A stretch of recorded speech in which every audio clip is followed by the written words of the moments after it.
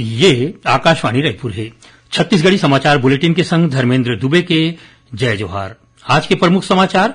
केंद्र में नवा सरकार के शपथ ग्रहण समारोह काली। राष्ट्रपति एनडीए संसदीय दल के नेता नरेंद्र मोदी ला प्रधानमंत्री के रूप में देवाही शपथ। दक्षिण पश्चिम मानसून आज प्रदेश के सुकमा जिला में पहुंच गए।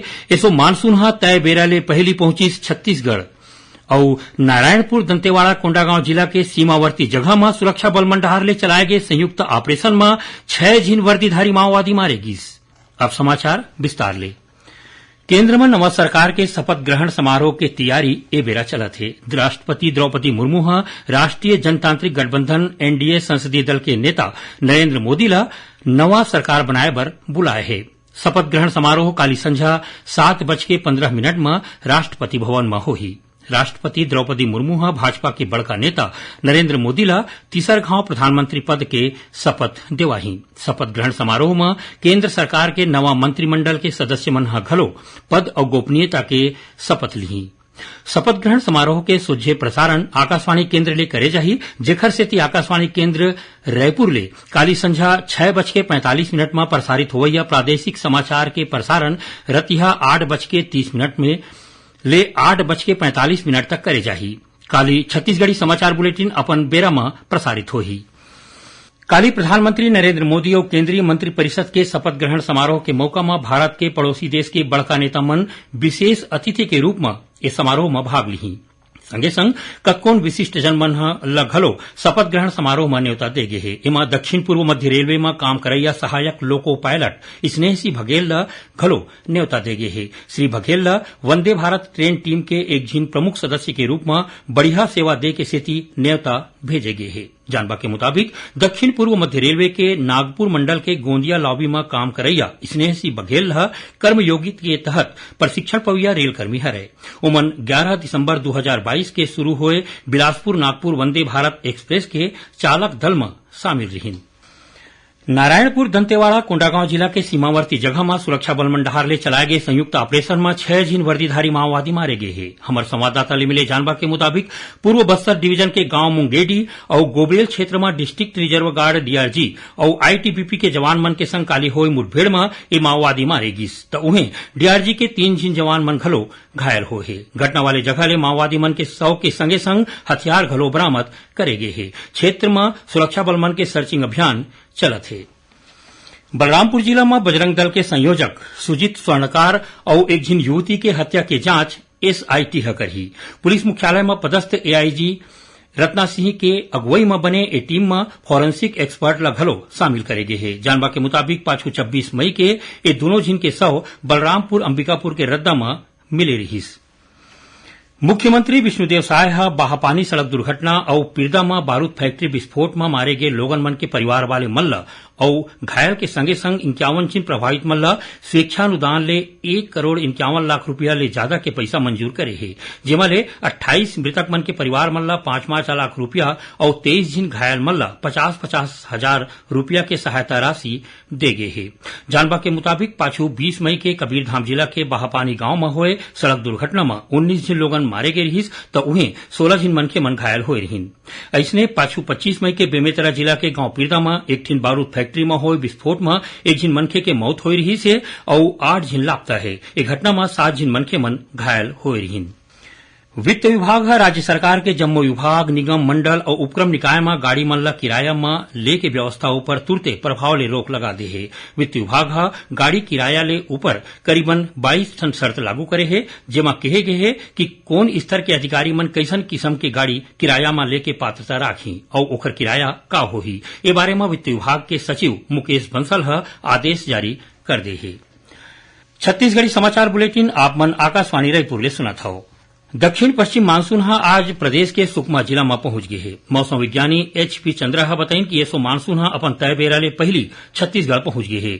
ओमन बताइन कि ये पहली मौका है जब मानसून सबले पहली सुकमा जिला में पहुंच गए है। वैसे मानसून बस्तर के रद्दा छत्तीसगढ़ प्रवेश करथे। मौसम विभाग वही 24 घंटा के दौरान प्रदेश के 1-2 जगह में हल्का वर्षा होए या फिर गरज चमक के संग बूंदाबांदी होए के संभावना बताए है। उन्हें कोनो जगह में हवा गरेर के संग गाज गिरे के चेतावनी दे गए है।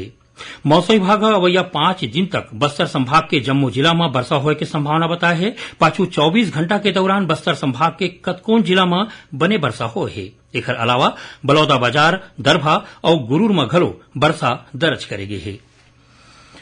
सरगुजा जिला के उदयपुर तहसील में परसा इष्ट कांता बासन खदान परिसर में विश्व पर्यावरण दिवस के मौका में 25,000 पौधा लगाए गिस। संगे संग पैदल मार्च निकाल के लोगन मन ला पर्यावरण के रक्षा करे के संदेश दे गिस। अदानी नेचुरल रिसोर्सेज क्षेत्र में बछर 2030 तक 86 लाख रुख लगाए के लक्ष्य रखे है। राजस्थान राज्य विद्युत उत्पादन निगम लिमिटेड के कोयला निकाले जा चुके भूइया में पाछू 10 साल में 11.5 लाख ले ज्यादा रुख लगाए जा चुके हैं, जेमा 82,000 पौधा साल के हरे। दुर्ग ले तीर्थयात्री ले भरे एक ठिन बस के आज अंते तंते होके आगरा लखनऊ एक्सप्रेस वे ऊपर पलट जाए ले 3 झिन लोगन के मौत हो गई। उन्हें करीबन 40 झिन यात्री मन घायल हो गए हैं। ये जम्मू यात्री वैष्णो देवी के दर्शन करे के बाद छत्तीसगढ़ लहुटत रहीन। जम्मू घायल मन ला सिकोहाबाद अस्पताल और फिरोजाबाद मेडिकल में भर्ती कराए गए हैं। बस में करीबन 65 झिन यात्री मन बैठे रहीन। मुख्यमंत्री एक घटना ऊपर शोक व्यक्त करे है। राजनांदगांव जिला के डोंगरगढ़ में प्रवर्तन निदेशालय ईडी मां बम्बलेश्वरी मंदिर ट्रस्ट के अध्यक्ष और डोंगरगढ़ राइस मिल एसोसिएशन के अध्यक्ष मनोज अग्रवाल के घर आज छापा मारिन। ईडी के एक कार्रवाई कस्टम मिलिंग घोटाला लले के है।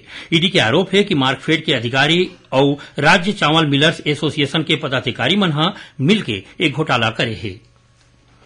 मुख्यमंत्री विष्णुदेव साय आज नई दिल्ली के द्वारका स्थित ट्राइबल यूथ हॉस्टल के दौरा करीन। ए मौका में ओमन हॉस्टल के व्यवस्था ला देखिन और छात्र मन ले गोट बात करीन। ओमन अधिकारी मन ला निर्देश दिन कि हॉस्टल में छात्र मन के सुविधा के विशेष ध्यान रखे जाए और कोनो प्रकार के कमी होए त तुरते दूर करे जाए। मुख्यमंत्री हॉस्टल के सफाई, सुरक्षा और खाए पिए के गुणवत्ता ऊपर विशेष जोर दिन। ए मौका में मुख्यमंत्री बताइन कि यूथ हॉस्टल में 50 सीट ला बढ़ा के 200 सीट करे के योजना है।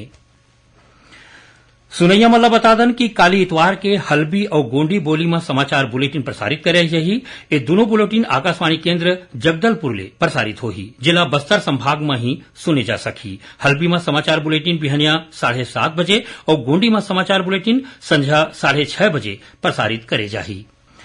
प्रादेशिक समाचार एकांश आकाशवाणी रायपुर डहर ले पेश करेगी कार्यक्रम जिले की चिट्ठी के प्रसारण काली संझा 6:05 ले 6:10 तक करे जाही। ये कार्यक्रम ला प्रदेश स्थित आकाशवाणी के जम्मू केंद्र मनहरी लेकर ही ए वक्त के अंक में कांकेर जिला के बारे में जानकारी दे जाही।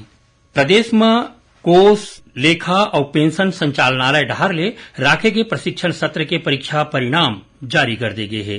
संचालनालय के संचालक महादेव कावरे बताइन कि ये सत्र में 246 छात्र मन में 159 परीक्षार्थी पास हो है, जेमा ले 81 जिन परीक्षार्थी प्रथम श्रेणी में पास हो है। लेखा प्रशिक्षण परीक्षा में पहली प्रयास में 60% ले ज्यादा अंक पवैया परीक्षार्थी मन ला अग्रिम वेतन वृद्धि के फायदा दे जाही। आखिर में प्रमुख समाचार एक घाव फेर। केंद्र में नवा सरकार के शपथ ग्रहण समारोह काली राष्ट्रपति एनडीए संसदीय दल के नेता नरेंद्र मोदी ला प्रधानमंत्री के रूप में देवाही शपथ। दक्षिण पश्चिम मानसून आज प्रदेश के सुकमा जिला में पहुंच गए। एसो मानसून तय बेरा ले पहली पहुंची छत्तीसगढ़ और नारायणपुर, दंतेवाड़ा, कोंडागांव जिला के सीमावर्ती जगह में सुरक्षा बल मंडहार ले चलाए गए संयुक्त ऑपरेशन में 6 जिन वर्दीधारी माओवादी मारे गिस। एक संग छत्तीसगढ़ी समाचार बुलेटिन इहे सिरावत है। जय जोहार।